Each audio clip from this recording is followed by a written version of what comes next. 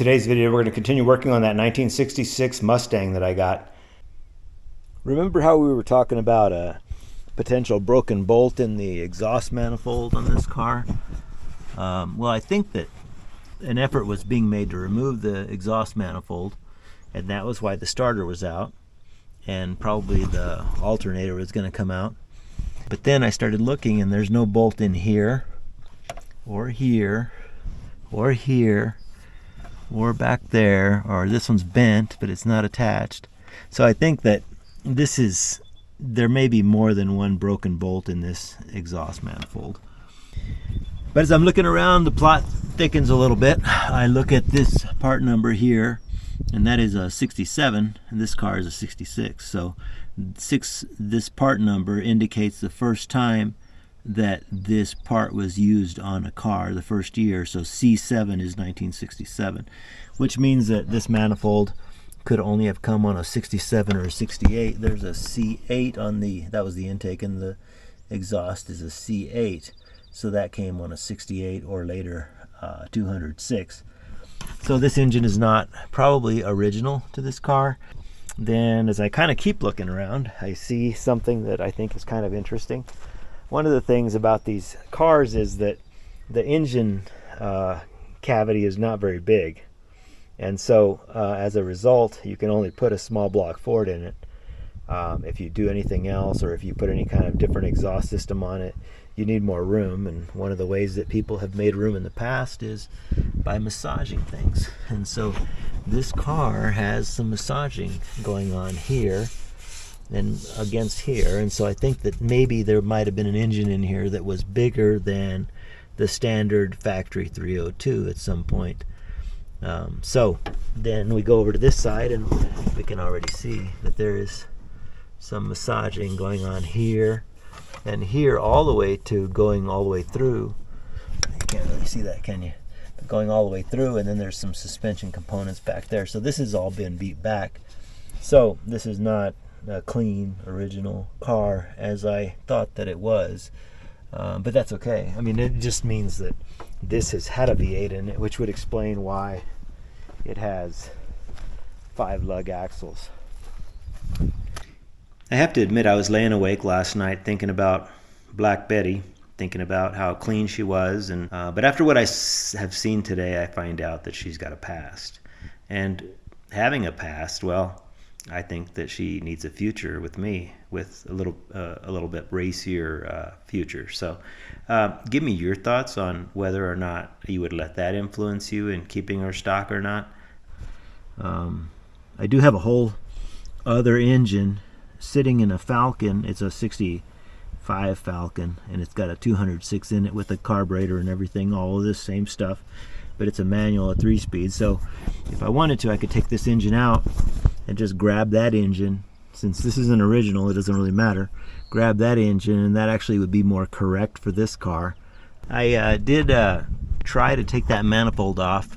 One of the nuts was so tight it started rounding off, and so that let me know that probably I was either going to break them or I was going to round them off, and I think it was already somewhat rounded off. So I went to the hardware store. I decided, well, maybe if it doesn't want to come off, I can put it back on.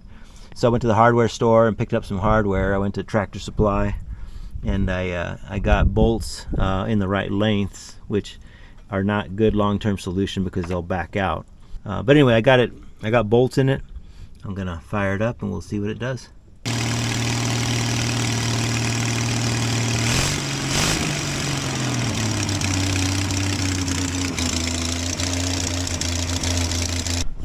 Okay, so the carburetor still needs to be gone through, but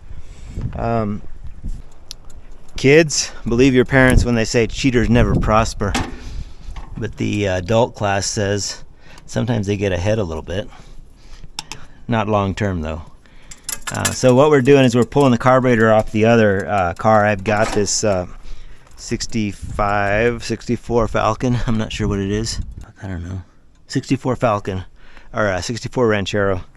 I'm pulling the carb off that, and I'm going to give that a shot on the other car and see if it works. I know that it does actually leak from the power valve, but that's easy to change, and I can actually steal that one if I need to. But it's going to take me a little while to get a kit, so I just thought I'd come over here, grab this stuff, and then go back.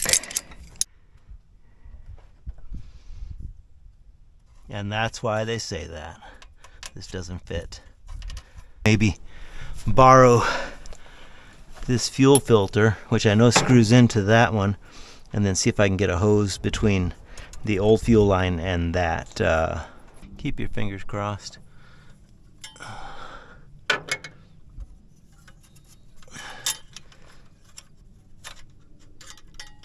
That looks good. I mean, this is for temporary testing purposes only, so I don't think we need to worry about it leaking too much. But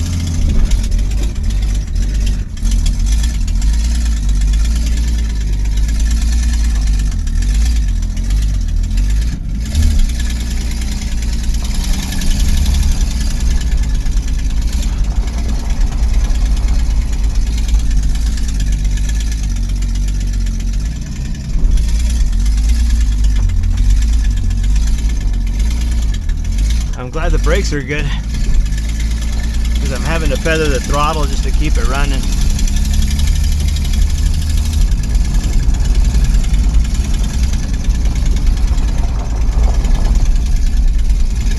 It handles well. It has a nice smooth steering.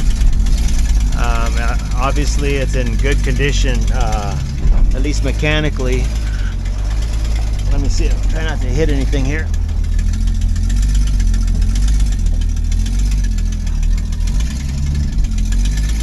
I've got to decide where I want to park it to work on a little bit more. Yeah, that carburetor might need a little bit of work and some tuning. I just don't know where to adjust the idle speed, obviously. But let's tuck it in there.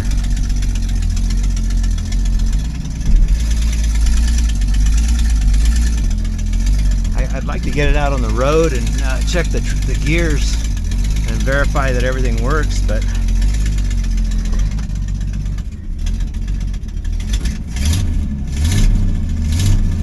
temperature's coming up. No amps, which I'm pretty sure means it's not charging. Otherwise it would be up and then it would be down, and maybe that's one of the wires up there.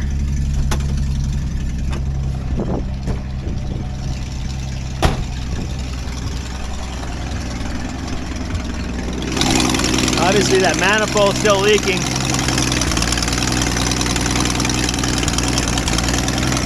See that?